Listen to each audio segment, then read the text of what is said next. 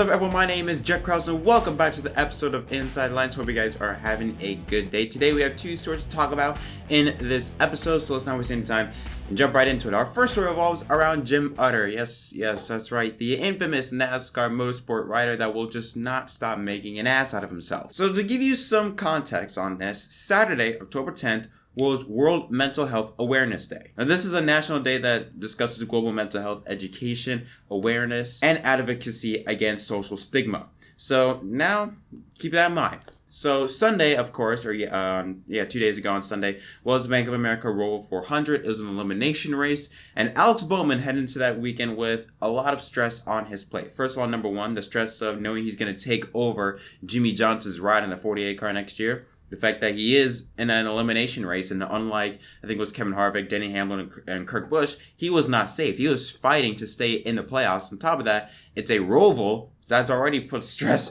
on your mind enough. And on top of that, with the weather and with rain in the area, a lot of this stuff could add so much stress to a person that it could cause anxiety. And that's what Alex Bowman suffered as we played this clip from the broadcast. The 88 car, talking about him not feeling well, he has really bad anxiety, and that's tough to be in the race car driver. Having worked with him for so many years, it just kind of comes on, and obviously he's in a high pressure situation right now, and anytime he's under caution and allowed to think about that type of situation that he's in, he kind of lets it get to him. But once we get back to racing, he just performs like there's no problem whatsoever. It's kind of the most interesting thing about Alex. Now, I know a lot of people sort of took that little chuckle, had a little issue with that. I didn't find a problem with that part. I think it was more like a chuckle of in shock of how he's able to compartmentalize with all this stuff that's going on in his brain or in his mind, put that aside and go out there and race. I think it was that sort of chuckle, like wow, that's like pretty surprising. So that's how I viewed it, and I didn't think it was that much of a big deal. And now let's talk about Jim Utter. Yes, the same guy whose last name is equivalent to cow nipples. He decided to have a little fun and make a joke out of it by starting a hashtag called AnxietyAlex. He first said it with AnxietyAlex or hashtag AnxietyAlexP3, then followed up with hashtag AnxietyAlex, closing on the leader, and then new leader, hashtag AnxietyAlex. Really? The day after Mental Health Awareness Day, you decide to make a joke out of it by, let's throw a hashtag anxiety. It's just not funny. It's like saying if some guy named Daniel who had suffered depression, that's like this equivalent to going out there, starting a hashtag depressed Danny. It's like, no, you just make yourself look like an idiot. Which apparently to Jim Utter, he's been known to make himself look like an idiot numerous times. So this is probably no surprise to him now. Immediately, when that first tweet came out, when he said hashtag AnxietyAlexP3, immediate backlash. It wasn't like after a few hours it started gaining some traction. As soon as he sent that, boom, backlash ensued. But again, he apparently didn't care because he said the hashtag 2 times after that. And not only that, it took him nearly 20 hours to finally delete the tweet because the backlash was really, really bad. It was not pretty. So when you have so much backlash and it takes you this long to delete that tweet, that already tells me that you're just deleting it because people are telling you to delete it, not because you realize, oh wow, I messed up, I should delete this and get rid of it and post an apology. So he deleted the tweets in the morning, and then I think 2 or 3 hours later he finally posted an apology. Well, I should say apology, massive quotation marks. He basically gave an apology in 2 sentences. The first part only discussed the context behind what happened for people that weren't tuned into the race or just were not on social media on Sunday. He discussed that yesterday during the race, I tweeted a hashtag about Alex Bowman. I responded to what I thought was humorous banter about anxiety between himself and his crew chief on his radio. I'd like to apologize to anyone who believed I was making light of mental health issues, which couldn't be further from the truth. Alex and I had a great conversation this afternoon in which I reiterated that to him. Okay, now, do I believe that Utter generally said sorry to Alex Bowman? Yes. Did I think Alex Bowman accepted his apology? No. Now, do I think that Jim Utter understood why people were pissed off at him? No. Because, and the reason why I know that, this apology is not genuine at all. It's just not, okay? Jim Utter has been known to say stupid things like this numerous times. So this was just like another, I guess you could say, another example as to why Jim Utter, in my opinion, is a trash human being. I mean, the fact that it took him nearly 24 hours, nearly a full day to apologize for a 2-sentence apology, actually really a 1-sentence apology, is like, really, dude? Really? I mean, if he were to delete that tweet an hour or two after and then post an apology, a couple hours after the race, then I'd understand. But the fact that it took him a full day made me think, oh, by the way, the reason why I'm just saying this is because my employer forced me to, or I'm just trying to stay face. That's the only reason why I'm making this apology. So I had a feeling this apology was not genuine, and I was right. All right, this is underneath.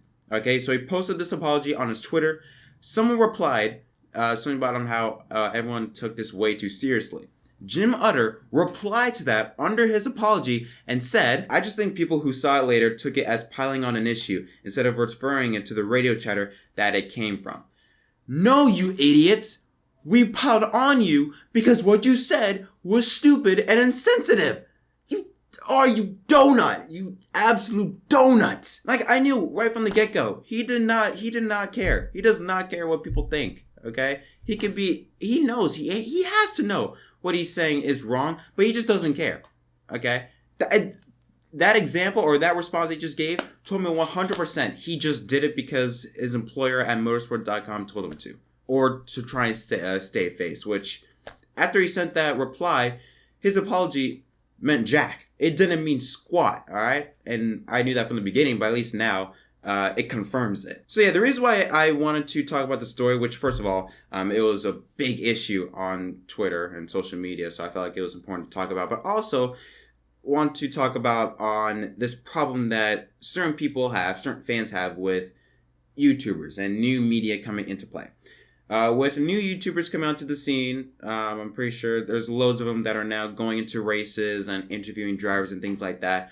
You've seen either certain people or even certain media members take that in a not nice way. They've been saying, oh, who are these people coming in there? They don't even have, a degree in broadcasting or a degree in journalism. Who are they to come in and try and take our jobs?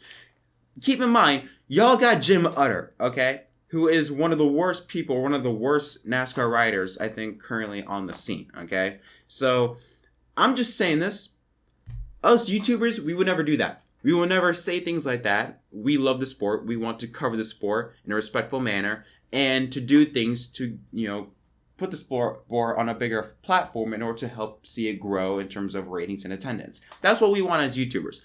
Writers, at least like Jim Utter, they don't care. They just care about what gets them popular, what gets them views, what gets them clicks. That's all they care about. So that's the only reason why I wanted to bring this up near the end, was just because there's so many people that don't like YouTubers becoming reporters, yet you got people like Jim Utter still employed, by the way, and saying trash things like this. So that's all I gotta say, all right? That's all I gotta say. And now from one sad story to another sad story. So Oliver Askew, who competed in the IndyCar series this season as a rookie, driving for Arrow McLaren SP. And apparently, if he's clear for competition, we don't know what's going on with him and his concussions, but if he's clear for competition and is able to drive for Arrow McLaren at St. Petersburg in the finale, that will be his final race with Arrow McLaren SP. It was announced early yesterday evening that Oliver Askew had been fired from Arrow McLaren SP after the end of the 2020 season. Team co-owner Sam Schmidt commented on the announcement. He said, quote, "We believe that Oliver has a great deal of talent and potential for the future. He has had an incredibly difficult rookie year with a lack of overall track time and recent medical issues. We want to give Oliver the time to pursue new opportunities for 2021 and the ability to race at St. Pete. Come the end of the year, we will wish Oliver the very best in all of his future endeavors, and he will always be a friend of the team." Okay, this shocked basically everyone. Because one thing I think a lot of people don't realize was that near the end of the 2019 season, when James Hinchcliffe was on his way out the door due to also another form of controversy when he did that ESPN body issue thing, Arrow didn't like it apparently, and they used that as a reason to get Hinchcliffe out of the ride. They wanted Askew so bad, they were willing to put him in the 5 car for Hinchcliffe, replace Hinchcliffe in the final 2 races of the season. Oliver Askew said, "No, I'm not going to take the ride. Hinchcliffe should finish out the season in that car away for next season, which is a very classy move. So to see him show respect to Aaron McLaren and then to just get dumped at the end of the season, let's just say it helps the narrative of nice guys finish last. Let's just say that. And it really is sad to see this happen. So now the question becomes this: how do you go from wanting a driver so bad you were willing to replace one of your veterans for the final 2 races of the season to then firing him 1 year later? I think it all stems from the 2019 IndyCar accident at the Indy 500 back in August. This was coming to a restart. Connor Daly spun off of turn number 4. Oliver Askew, trying to avoid the spinning Daly, smashes hard into the inside wall and completely killed his race car. Now, the reason why I say why this potentially had a role in, or at least started the downfall into Askew's way out of Aaron McLaren, was due to a piece from the Racer article that said that although no reason for the split was cited, it is believed an interview featuring quotes from Askew's management team, which questioned the team's commitment to Askew's well-being and caused embarrassment for both AMSP and IndyCar, did little to help the situation. And now this piece came from, I'm taking this from the Washington Post, but I'm pretty sure there were other websites out there that had this section. So I'll leave a link to the full Washington Post article in the description if you guys want to read it for yourself. But apparently, management team said that they weren't committed into Askew's well-being.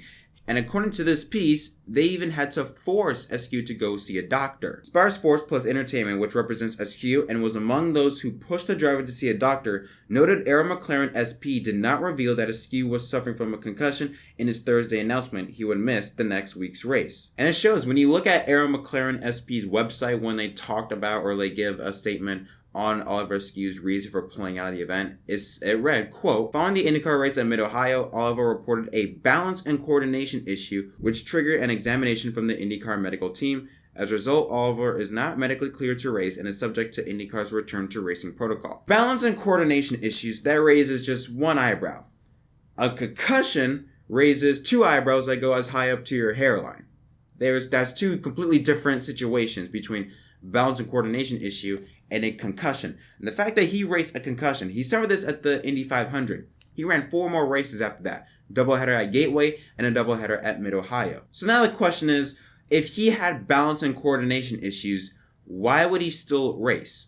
We've known this because what he described was when we first read the story of the things that he was going through, it sounded to me like concussion-like symptoms similar to what Dale Jr. went through back in 2016. So why would he stay in the race car? I think it has to do with the ability of, as soon as you're taken out of the race car for any sort of injury, you could be replaced. And Askew's agent, Jeff Dickerson, discussed that in a quote. Oliver clearly demonstrated his talent until lap 91 of the Indianapolis 500, and I hope this does not become another case study of why athletes do not tell their teams they are injured. The reason they do that is because more oftentimes than not, they are replaced. In motorsports, there is always somebody to replace you, and whether it was Dale Jr. or Oliver Askew, there is always another driver available. I hope this is not a barrier to progress for other drivers, especially young drivers afraid of losing their job, to notify their teams that they are hurt. I hope the team proves them wrong, because the good news is that the kid has a head injury for the past month and has still run 14th in IndyCar. And he wasn't wrong. I mean, clearly when he was taken out of the car, Castroneves took over for the Harvest GP, and it looks like potentially Castroneves could take over that 7 car in 2021. So what he said was not wrong, especially when we consider the fact that Oliver Askew, he came in to the IndyCar series the hard way. He worked his way up through the road of Indy program, won the 2019 Indy Lights Championship. He came into the ride with 0 sponsorship money to his name. So they purely took him as a driver, put him in that car based off of pure talent. If Aaron McLaren, they wanted to take him out, they could take him out with ease because there's no sponsorship tied to him. Now, Oliver Askew commented on the Washington Post article of the things that he went through when he started to feel like something was wrong and how and or why he tried to go through the pain. He said, "This is all I've worked for. I don't come from money, and I've worked my way up and have finally got my shot in a good car. And then all of a sudden, the results just weren't there in a car I knew should be performing. And it just didn't feel like myself, So initially, I felt like I needed to stay in the car and continue to improve. And then I didn't feel like I could do that with my condition and what was going on. I was starting to lose confidence in myself. And it's true, his performance did decline after his Indy 500 crash. In the first 3 oval races, he finished inside the top 10, including a 3rd place finish in the first Iowa race. His last 14 races, however, was a 14th and 17th at Gateway and a 19th and 15th at Mid-Ohio. Apparently, he said that he was struggling in team debriefs and had difficulty giving feedback and has gone through a personality change that was noticeable to those close to Askew. That checks off all the boxes of concussion. I mean, having difficulty to relay information or to give out information to your team, coordination and balance issues, change in personality. Yeah, that checks off all the boxes of a concussion. Okay, so let's review what just took place.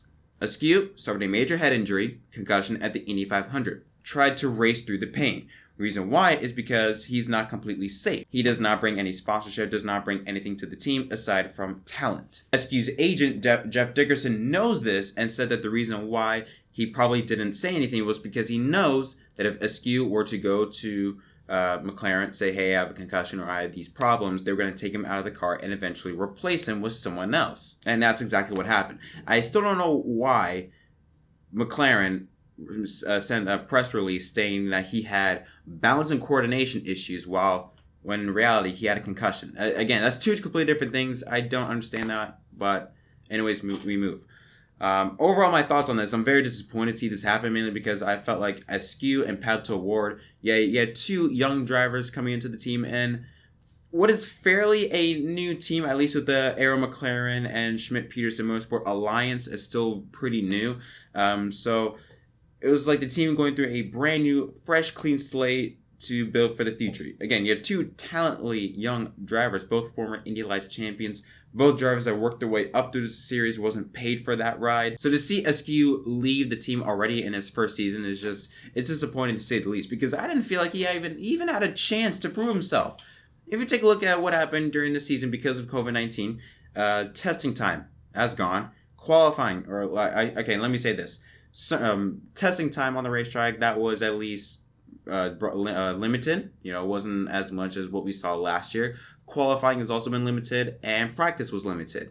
That you're losing so much track time, and for a driver like Oliver Askew, as a rookie in the series, you need as much track time as you possibly can. Compare that to Pato Ward, who, even though he has not run a full season of IndyCar before 2020, he's at least run IndyCar races in the past, in 2019, and I think one in 2018. So for Askew to lose so much track time and to go into the season, again with the head injury and dealing with that and racing through that, I just didn't think it was fair to already kick him out of the curb after 1 season. I would have given him at least 1 more shot. This is not uncommon for Arrow McLaren SP to do this. I mean, Hinchcliffe, that's I think the most popular one from last year when he did that body issue thing. I didn't think it was that big of a deal, but apparently Arrow had an issue with it, and that forced him out of the ride. I think there were 2 other occasions where drivers were forced out of rides for someone else. And it shows that this industry is a very cutthroat sport. It doesn't matter who you are, or what you got. If something happens to you that forces you to get out of the car, you could potentially be replaced. So now that we know that Askew will not return to Arrow McLaren SP next season, you have to understand who's going to replace him. Well, it's coming down to 2 drivers, Helio Castroneves or Sergio Perez. 2 veterans, one from IndyCar and one from NASCAR. I'm siding a bit over to Castroneves. First of all, number 1, he's driven for the team already in the Harvest GP, so he has some experience with the team. And I think if you bring Sergio Perez onto the scene, I think it's going to take him a while for him to get adjusted to the IndyCar scene. With Castroneves, on the other hand, he's driven IndyCars his entire life. He still, even though at a part-time schedule, he still drove IndyCar during the Indy GP and the Indy 500. So he still has some experience, at least on a part-time level. So in my opinion, the more logical route would be to go to Castroneves. But there could be a possibility that Sergio Perez could jump onto the scene if he doesn't find a ride at F1, which I think it's very unlikely he's going to be back in F1 in 2021. So there could be a possibility he could jump to ship to IndyCar, but I just don't see that happening. Now, for Oliver Askew, basically it's going to come down to sponsorship. If he can find sponsorship, then he could potentially maybe go to Andretti Autosport, depending on what's going on with Ryan Hunter-Reay and DHL at the end of the season, if they will come back to sponsor the team. If DHL does not come back, that's a free ride open. He could jump in and take over Hunter-Reay's spot if he brings in sponsorship. Same thing with Dale Coyle Racing. If Santino Ferrucci, whatever's going on with him, if he goes to Andretti Autosport, that can leave that ride open for Askew in the 18 car. So he's got 2 full-time rides potentially at Andretti Autosport and Dale Coyne Racing, or he could take up a part-time role in the Jimmy Johnson car. With Jimmy Johnson, he's already stated that he wanted to do all IndyCar road course races.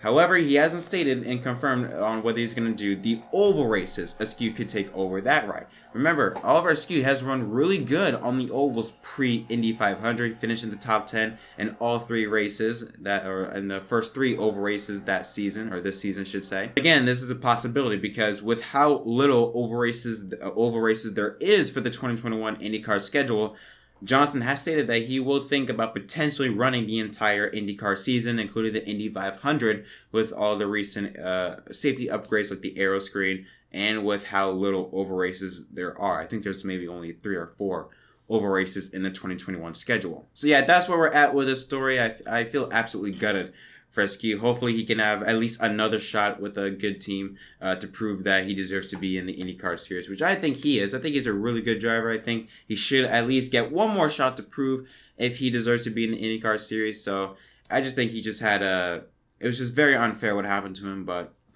apparently that's racing. Things happen that you just don't expect to happen. Sometimes things happen that you don't think should happen, but that's how life works, I guess. But yeah, that's going to conclude this episode of Inside Lines. Guys, tell me your thoughts on any of the 2 stories I talked about in the comment section down below. Don't forget to like and subscribe for more content. And also, next time, my name is JettMDK, and I'll see you guys next time.